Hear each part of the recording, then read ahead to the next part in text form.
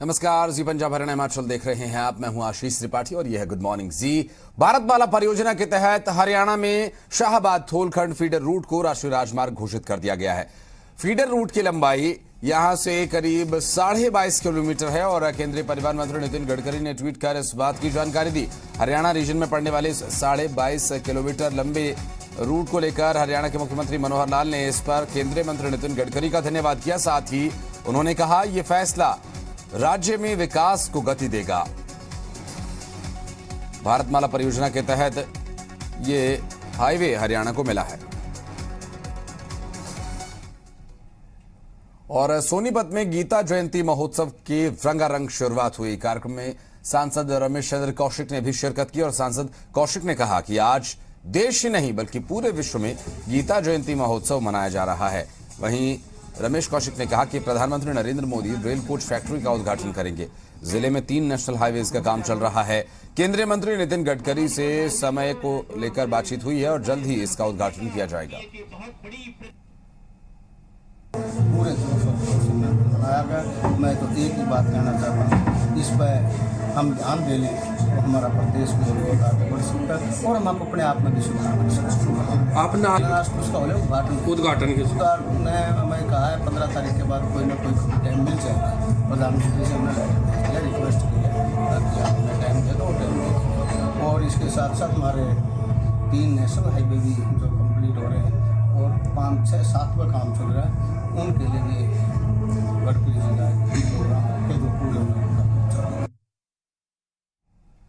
दिल्ली की सीमाओं से किसानों के घर वापसी पर हरियाणा के मुख्यमंत्री मनोहर लाल ने प्रतिक्रिया दी। मुख्यमंत्री ने किसानों के फैसले का स्वागत किया और बताया कि सरकार की किसानों से बातचीत चल रही है। जिन किसानों की मौत हुई है उनकी सूची को पुलिस विभाग वेरीफाई कर रहा है। मुकदमे वापस लेने के मुद्दे पर मुख्यमंत्री ने कहा कि केस वापस लेने की बात की गई है और कई तरह की कैटेगरीज हैं जिसमें डीसी और पुलिस विभाग इसे मिलजुल कर देख रहे हैं और कितने केस तुरंत वापस लिए जाएंगे, कितने केस कोर्ट के माध्यम से वापस होंगे। और टोल टैक्स पर मुख्यमंत्री ने कहा कि टोल पहले भी लगता था, आगे भी लगेगा, लेकिन अभी रेट्स पर किसी तरह का कोई अंतर नहीं आएगा। देखिए, अभी चूँकि उन लोगों ने अपना एक निर्णय किया है, अच्छी बात है, मैं उसका स्वागत करता हूं कि आंदोलन को समाप्त किया है और सभी धरने उन्होंने उठा लिए हैं। अब उनसे बातचीत चल रही है कि कितने लोगों का उसमें नाम है जिनकी मृत्यु हुई है।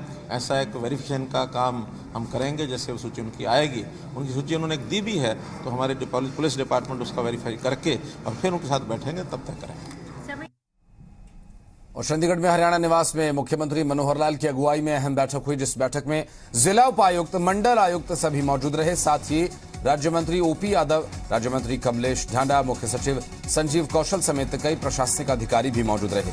बैठक के बाद मुख्यमंत्री मनोहर लाल ने बताया कि मुख्य रूप से 9 विषयों को लेकर समीक्षा की गई है, जिसमें स्वामित्व यानी लाल डोरा वैक्सीनेशन, मेरी फसल मेरा ब्यौरा, अंत्योदय परिवार उत्थान मेला समेत 9 मुद्दे शामिल रहे।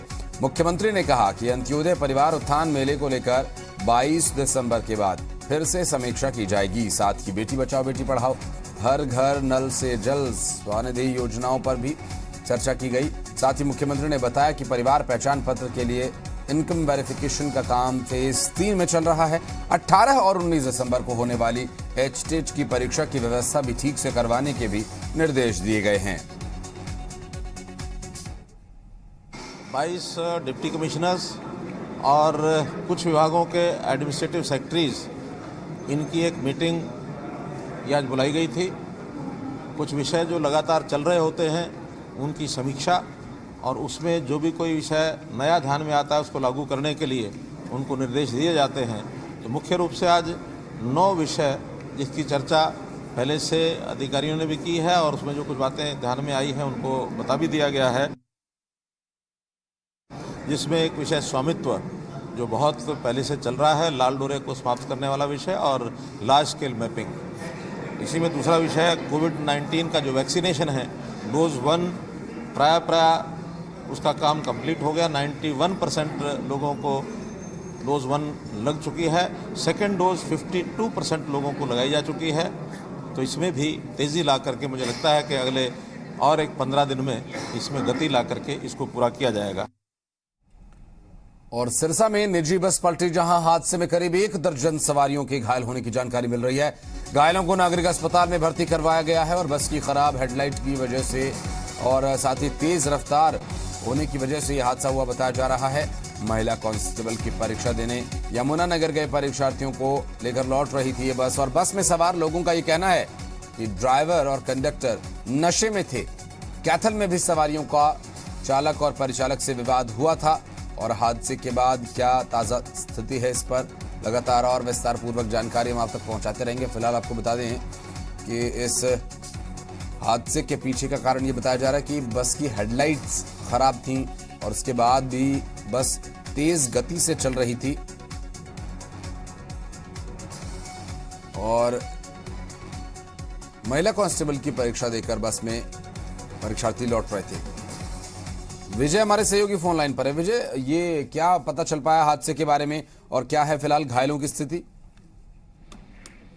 बिल्कुल, थोड़ी देर पहले का ही ये हादसा है जब यमुनानगर से कल दोपहर को ये प्राइवेट बस चली थी। करीब 3 बजे बस बताई जा रही है कि 3 बजे चली थी और उसके बाद आज सुबह यहाँ सिरसा पहुंचनी थी, तो रास्ते में ही महाराणा प्रताप चौक के पास इस बस ने अपना संतुलन खो दिया। उसके बाद बस पलट गई। हालांकि इस घटना में 8 से 10 लोग घायल बताए जा रहे हैं। जो महिला जो एग्जाम चल रहा था तो पुलिस का, तो उसमें ये स्टूडेंट बताए जा रहे हैं। फिलहाल अभी जो 8 लोग घायल हुए हैं वो सिरसा के प्राइवेट अस्पताल में भर्ती करवाया गया और सवारियों ने जब मीडिया से बातचीत करते हुए कहा कि ये ड्राइवर की लापरवाही है, क्योंकि ड्राइवर ने कल से ही अत्यधिक शराब का सेवन किया हुआ था, जिस वजह से उसका बस का संतुलन नहीं बन पाया, जिसके कारण ये हादसा हो गया। फिलहाल अभी पुलिस भी मौके पर पहुंच गई है और जो घायल हैं उनको प्राइवेट अस्पताल में भर्ती करवाया गया है।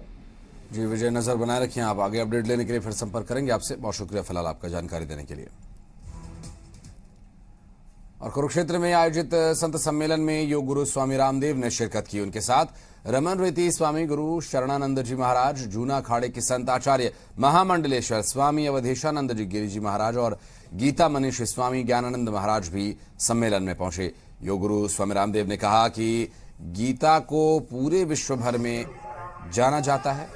मेरे झोले में हमेशा श्रीमद् भगवद गीता रहती हैं। योग और धर्म के जरिए मैंने गीता में ही जीना सीखा है। गीता के एक शब्द को पढ़ लिया तो आपने जीवन जीने की कला को सीख लिया, उन्होंने कहा। और बढ़ते हैं आगे, अब बात करेंगे ओमिक्रॉन को लेकर।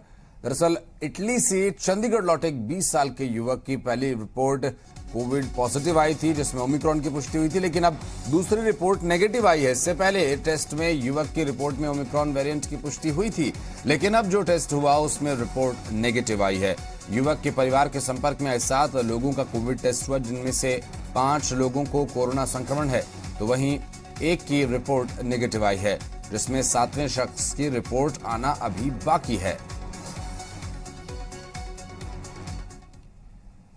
और अब रुक करेंगे कुछ हिमाचल प्रदेश के अहम खबरों का। धर्मशाला में हिमाचल प्रदेश के मुख्यमंत्री जयराम ठाकुर ने हिमाचल प्रदेश पिछड़ा वर्ग कल्याण बोर्ड की 12वीं बैठक की अध्यक्षता की। मुख्यमंत्री ने कहा कि राज्य सरकार ने अन्य पिछड़ा वर्ग के ज्यादा से ज्यादा लोगों को लाभ देने के लिए साल 2018 में आय सीमा को 6 लाख रुपए प्रतिवर्ष से बढ़ाकर 8 लाख रुपए प्रतिवर्ष किया है।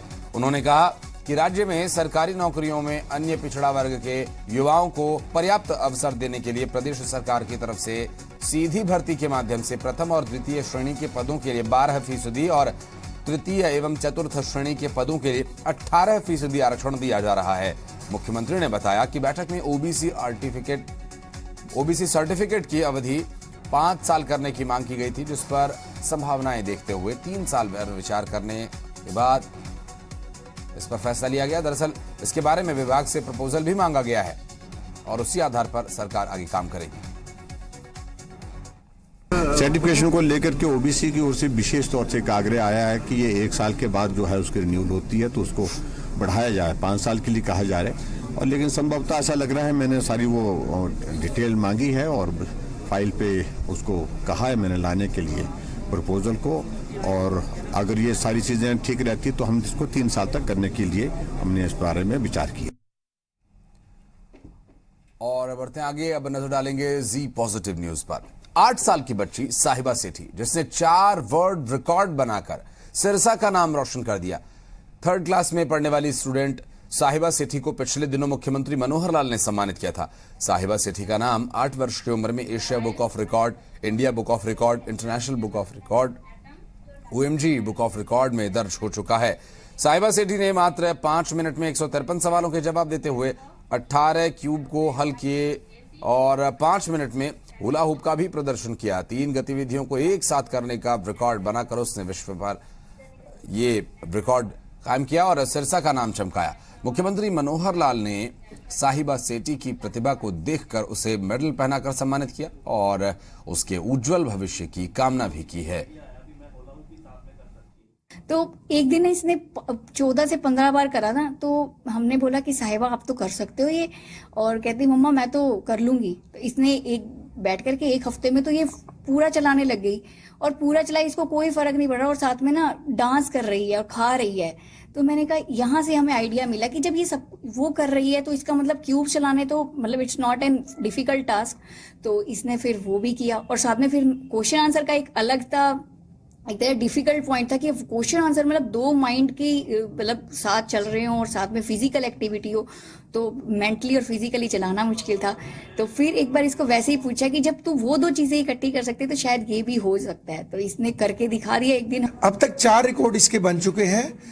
OMG रिकॉर्ड बन चुका है इनका, इंटरनेशनल बुक ऑफ रिकॉर्ड बन चुका है, इंडिया बुक ऑफ रिकॉर्ड बन चुका है, एशिया बुक ऑफ रिकॉर्ड बन चुका है।